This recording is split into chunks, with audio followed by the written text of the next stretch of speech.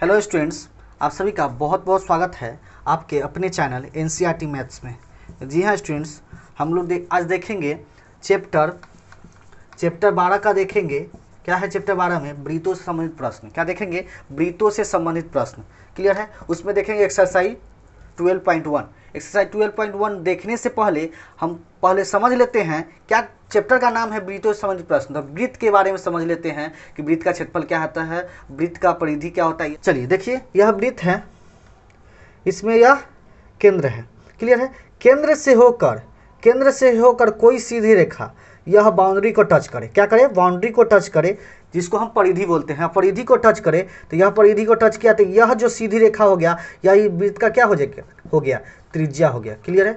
समझिएगा, ध्यान से समझिएगा, यह वृत्त का त्रिज्या हो गया। यह त्रिज्या कहीं भी हो सकता है, इधर भी हो सकता है, इधर भी हो सकता है, इधर भी हो सकता है, इधर भी हो सकता है। क्लियर है? यह इधर भी हो सकता है, ध्यान से समझिएगा। अब देखिए यहाँ पे, यहाँ एक केंद्र से होकर इस बाउंड्री को टच किया तो इतना दूर कितना क्या हो गया? त्रिज्या हो गया। क्या हो गया? त्रिज्या हो गया। अब देखिए तो यहाँ से यहाँ तक भी तो त्रिज्या हो गया। क्लियर है? यहाँ से यहाँ तक भी क्या हो गया? त्रिज्या हो गया। क्लियर है?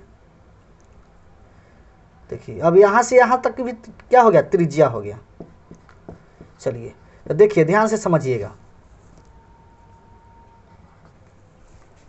अब यहाँ पे एक वृत्त में कितना हो गया? टोटल 2 त्रिज्या हो गया। एक वृत्त में टोटल 2 त्रिज्या हो गया। तो यह टोटल 2 त्रिज्या मिलकर क्या बन जाता है? व्यास बन जाता है। क्या बन जाता है? व्यास बन जाता है। एक परिधि का व्यास हो गया। क्या हो गया? परिधि का व्यास। तो याद रखिएगा, कोई सीधी रेखा केंद्रक से होते हुए परिधि को टच करे, कोई सीधी रेखा केंद्रक से होते हुए परिधि को टच करे तो वह क्या कहलाता है? व्यास कहलाता है। क्लियर है? केंद्र सीधी रेखा क्या होगा? केंद्रक से होते हुए परिधि को टच कर रहा है। एक वृत्त में कोई सीधी रेखा केंद्रक से होते हुए परिधि को टच कर रहा है तो वह क्या कहलाएगा? उस वृत्त का व्यास कहलाएगा। क्या हो गया? यह व्यास इक्वल टू, व्यास कैसे बना? तो व्यास इक्वल टू क्या बना? 2 त्रिज्या के जोड़ने पर व्यास बना। तो त्रिज्या प्लस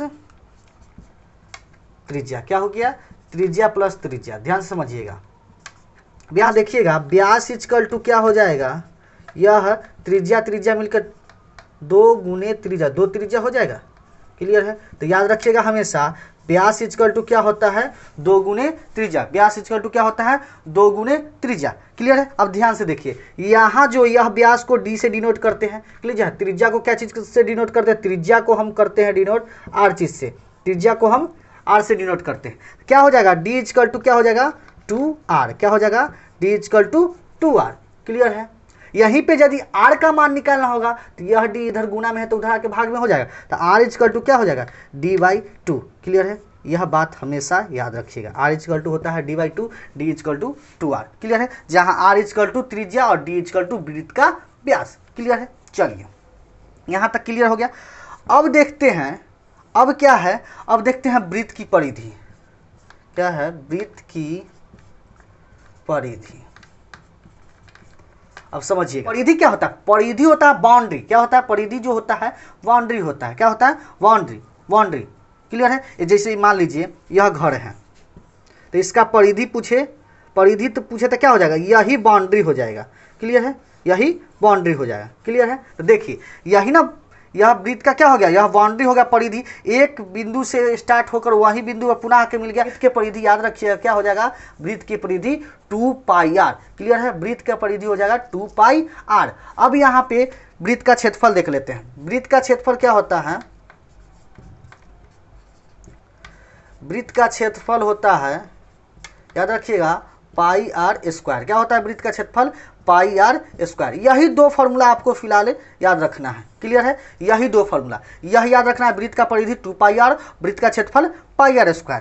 d इक्वल टू होता है 2r, r equal to d/2। Clear है? यहाँ तक क्लियर हो गया। चलिए अब देखते हैं इस पर क्वेश्चन। क्लियर है? एक्सरसाइज 12.1 का पहला नंबर क्वेश्चन देखते हैं, जो कि बहुत ही आसानी से बनेगा। और ध्यान से देखिएगा, और हर क्वेश्चन को आसान तरीके से समझाएंगे। आप वीडियो पूरा देखिएगा और ध्यान से देखिएगा। क्लियर है? एक एक चीज बताएंगे, एक एक चीज बताएंगे कि कहाँ क्या हुआ। क्लियर है? एक एक चीज समझाएंगे, आप ध्यान से देखिएगा। क्लियर है? चलिए क्वेश्चन नंबर 1 क्या कह रहा है? क्वेश्चन आपके स्क्रीन पर दिख रहा होगा।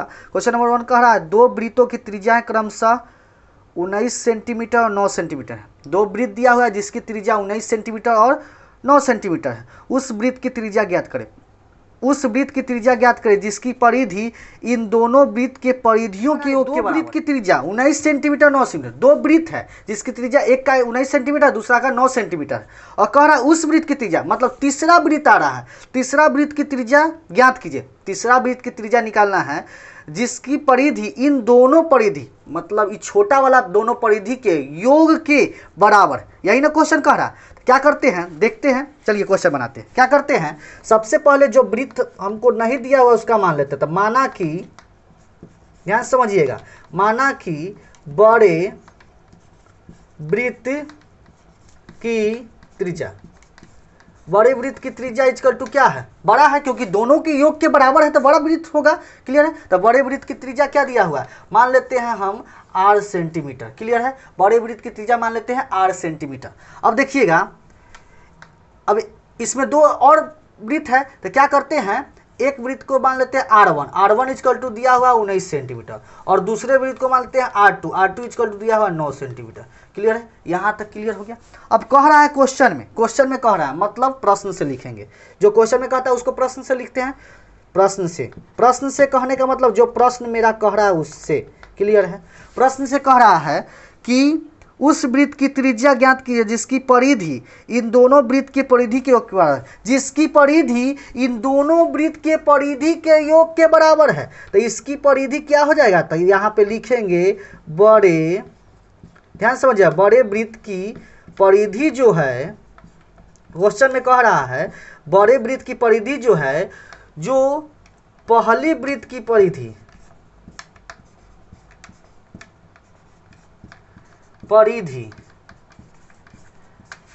जोड़ दूसरी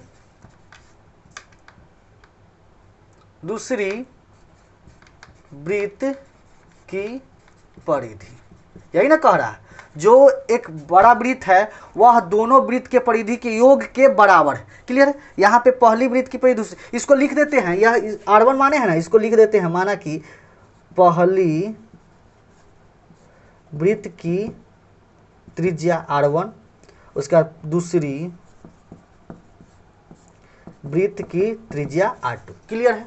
चलिए अब देखिए इसका क्या हो जाएगा, परिधि 2 पाई R। R क्या होता है, कैपिटल परिधि है ना, कैपिटल R दिया हुआ है तो R मान लीजिए 2 पाई R। इसका हो जाएगा 2 पाई R1 प्लस 2 पाई R2। क्लियर है। क्योंकि पहला वृत्त की त्रिज्या जो है R1 है, दूसरा वृत्त की त्रिज्या क्या है, R2 है। अब यहाँ पे क्या करते हैं, 2 पाई R इक्वल टू हो जाएगा 2 पाई, इसमें से कॉमन ले लेते हैं, तो 2 पाई यहाँ पे कॉमन लीजिएगा, 2 पाई कॉमन लीजिए तो इसमें क्या बच जाएगा, इसमें बच जाएगा R1 प्लस R2।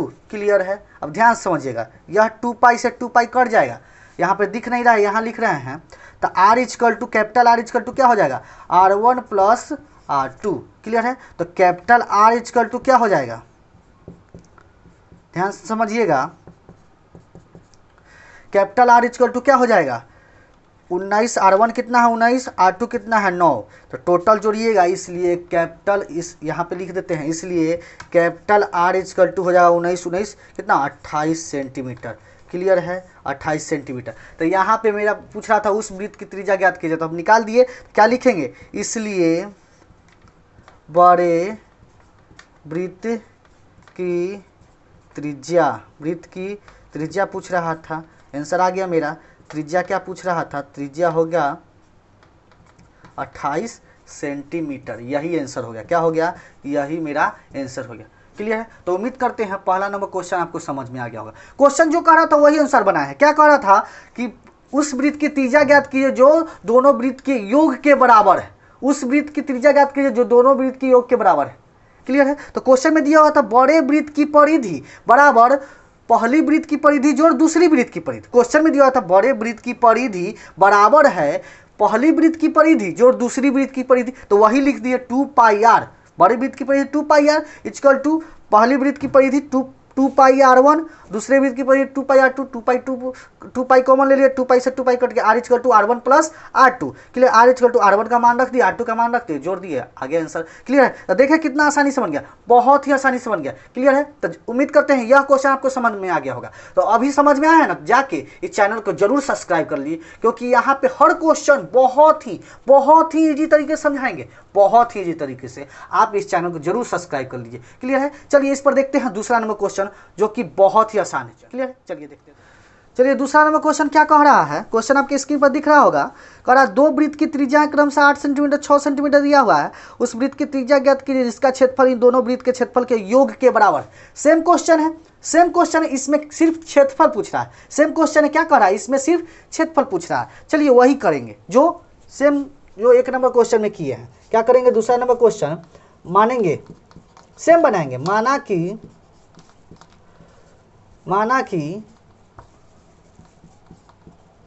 बड़े वृत्त की त्रिज्या इक्वल टू हो जाएगा 8 सेंटीमीटर। क्लियर है, पहली वृत्त की त्रिज्या क्या हो जाएगा, r1 इक्वल टू हो जाएगा, कितना दिया हुआ r1 हो जाएगा मेरा 8 सेंटीमीटर। क्लियर है, फिर दूसरी वृत्त की त्रिज्या,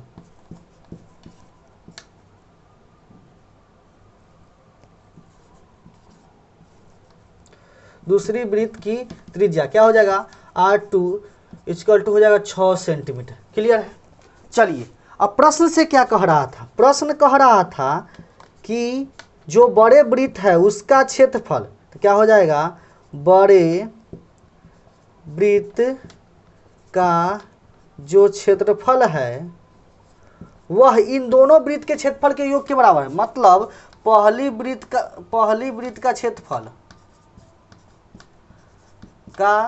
क्षेत्रफल क्लियर है, जोड़ दूसरी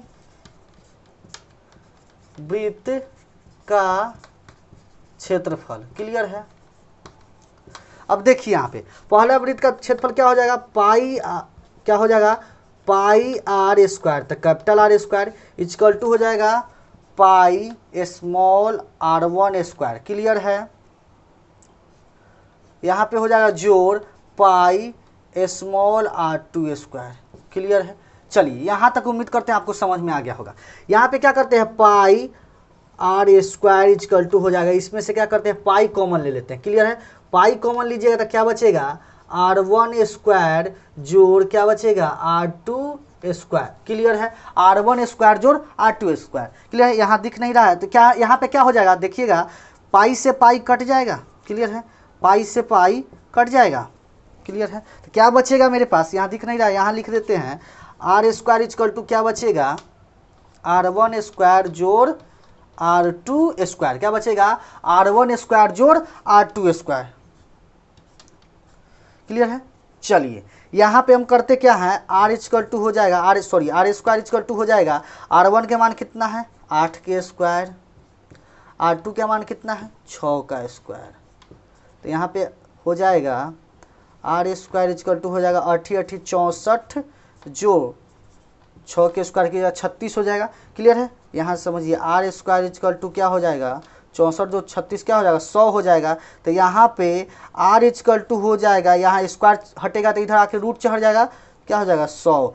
r इक्वल टू कितना हो गया 10 सेंटीमीटर, r का मान कितना हो गया 10 सेंटीमीटर। तो यही ना पूछ रहा था कि उस वृत्त की त्रिज्या क्या होगा, तो उस वृत्त की त्रिज्या हो गया 10 सेंटीमीटर। क्लियर है, क्लियर है, उम्मीद करते हैं यह क्वेश्चन में आपको, तो यहाँ पे आंसर फाइनल लिख देंगे, यहाँ जगह नहीं तो यहाँ लिख देते हैं आंसर फाइनल, यहाँ पे लिख देते हैं, इसलिए आप लिख लीजिएगा। यहाँ पे क्या हो जाएगा, लिख देंगे बड़े वृत्त की त्रिज्या बराबर हो जाएगा 10 सेंटीमीटर। आंसर यही ना क्वेश्चन में कह रहा था, यही आंसर हो गया। क्लियर है, तो उम्मीद करते हैं यह भी क्वेश्चन आपको समझ में आ गया होगा। क्लियर है, बहुत ही आसान है। क्लियर है, देखिए कितना आसान से हो गया, उम्मीद करते हैं आपको समझ में आ गया होगा। क्लियर है? तो अच्छा लगा है ना तो प्लीज जाके इस चैनल को सब्सक्राइब करें, ऐसे ही क्वेश्चन समझा के बहुत ही अच्छे, तो इस चैनल को सब्सक्राइब करें, ज्यादा से ज्यादा शेयर करें, क्योंकि बहुत आसान तरीके से समझाएंगे, हर क्वेश्चन को आसान तरीके से। आप एक बार पढ़ने के बाद पूरा मैथ आप समझ लीजिएगा एनसीईआरटी का। देखते हैं नेक्स्ट क्वेश्चन, जो कि नेक्स्ट वीडियो में, क्योंकि वीडियो बहुत लंबा हो जाएगा, छोटा छोटा वीडियो बना के डालेंगे, आप देख लीजिएगा। बड़ा वीडियो बनाएंगे आप नहीं देखिएगा, क्लियर? छोटा छोटा वीडियो बना के डालते हैं, ठीक, क्लियर है? तो चलिए मिलते हैं नेक्स्ट वीडियो में, तब तक के लिए धन्यवाद। क्लियर है?